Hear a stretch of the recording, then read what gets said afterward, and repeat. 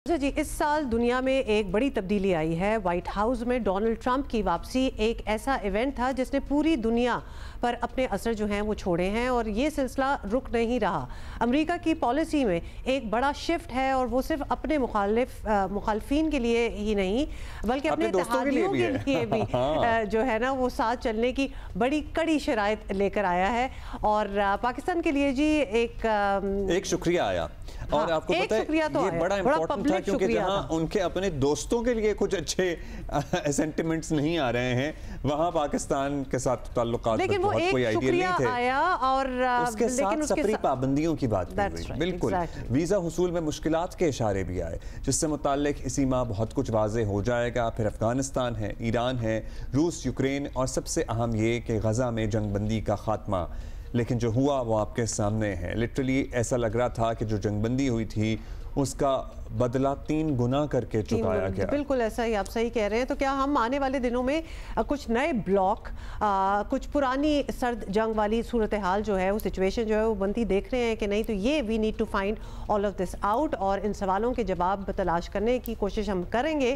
किसके साथ? Senior सफारतकार doctor Maliha Lodhi हमारे साथ हैं। माहिर हैं। बहुत शुक्रिया डॉक्टर साहब। डॉक्टर साहब ईद मुबारक।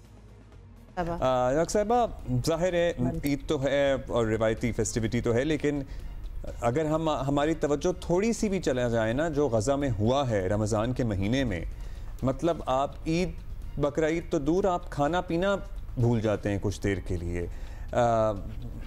कोई अल्फाज नहीं है जो बयान किए जा सकते हों। ट्रंप आए थे तो ज़रा उम्मीद हुई थी कि कुछ बेहतर होंगे सूरत हाल, कुछ देर के लिए सीज़ फायर हुआ भी, लेकिन अब तो पहले से भी बुरे हालात हैं। आपको क्या लगता है? और जारियत बिल्कुल टोटली जारी है, बल्कि मोर सो देन बिफोर। ये कंट्रोल में आने वाली है सिचुएशन या नहीं? देखें, सदर ट्रंप ने तो इजरायली हुकूमत को खुली छुट्टी दे दी है, उनको ब्लैंक चेक मिल गया है। अब वो जो मर्जी वो कर रहे हैं, ना सिर्फ गाज़ा में जहाँ पर आप सूरत हाल जिस तरह से आपने बयान की, मैं समझती हूँ कि वाकई अल्फाज ही नहीं है कि इंसान कैसे रिएक्ट करे, हार्ट ब्रेकिंग।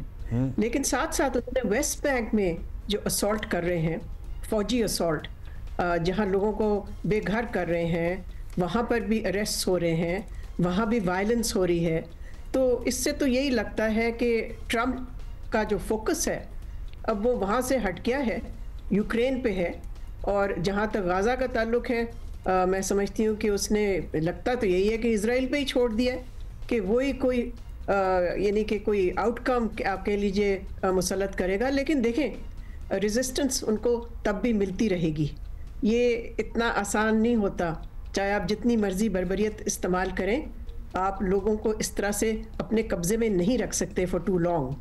अब पाकिस्तान के हवाले से डॉक्टर साहब ये बताइएगा, क्योंकि पाकिस्तान के लिए भी काफ़ी कंसर्निंग बात है। वो एक शुक्रिया हुआ और उसके बाद से तो हम बहुत सी चीज़ें देख रहे हैं जिसमें कैटेगरीज में डाल दिया जाएगा, पाकिस्तान का नाम आ जाएगा, सफरी पाबंदियों की बात हो रही है। हम ट्रंप के दौर में अमेरिका और पाकिस्तान के ताल्लुकात में क्या कोई डेवलपमेंट देख रहे हैं, या फिर जिस तरह चल रहा था वैसा ही चलेगा, या फिर उससे भी बुरा हो? देखिए, एक चीज़ तो जाहिर है और वो ये है कि पाकिस्तान अमेरिका की तरजीहात में शामिल नहीं है। यानी कि सदर ट्रंप की जो प्रायोरिटीज़ हैं, उस प्रायोरिटी लिस्ट में पाकिस्तान डजंट फिगर। उसमें आपको मालूम है चीन है, यूक्रेन है, रूस है, यूरोप उस हवाले से है कि वो चाहता है कि यूरोप हिमायत करे जिस किस्म की पीस डील वो चाहता है यूक्रेन की। और फिर उसकी सारी पॉलिसी टैरिफ्स पे मबनी है, और साथ साथ उसने जो कनाडा के साथ किया है, ग्रीनलैंड। अगर ये सारी लिस्ट आप देखें हुमा और अब्दुल्ला, तो आपको ये नज़र आएगा कि पाकिस्तान डजंट फिगर, और ना ही हमारा खित्ता फिगर करता है, सिवाय भारत के। ऑफ कोर्स भारत के साथ काफ़ी उनके ताल्लुकात, यानी कि prime minister Modi was invited to the White House amongst the 3-4 leaders जो अब जा चुके हैं, लेकिन पाकिस्तान डजंट फिगर। तो जहाँ तक आपका ये सवाल है हुमा के well what do we expect then, मेरा अपना जो व्यू है वो बहुत डिफरेंट है फ्रॉम आवर इस्टेब्लिशमेंट लगता है पैनिक में आई हुई है। कभी इंटीरियर मिनिस्टर को भेज देती है, कभी अपने वो special assistant to the prime minister को भेज देती है ऐसे वक्त पे, जबकि अभी अमेरिका ने डिसाइड ही नहीं किया है कि उन्होंने साउथ एशिया के साथ क्या रवैया रखना है, पाकिस्तान के साथ क्या रखना है। उनके मुल्क के अंदर आप देखें कि सदर ट्रंप स्टूडेंट्स को उठा उठा के बिल्कुल वहां से डिपोर्ट कर रहा है, और ये भी नहीं कि उनको चलें डिपोर्ट आप कर रहे हैं, अपने वीज़ा कैंसिल करना है तो कर दें। और किस इशू पे कि उन्होंने सपोर्ट किया था फ़लस्तीनी अवाम को, और जो उनके खिलाफ बर्बरियत हो रही है, मतलब हर शख्स डरा हुआ है, माइनॉरिटीज तो चलें छोड़ दें। तो अगर आपने वीज़ा कैंसिल कर दिया है किसी स्टूडेंट का तो उसको डिपोर्ट कर दें, चलें। उनको उन्होंने जाके डिटेंशन सेंटर्स में रखा, क्रिमिनल्स के साथ रखा है, जैसे सड़कों से उठाया उनको, जैसे कि वो कोई मर्डरर्स हैं। Thank you for taking out time for us on Eid.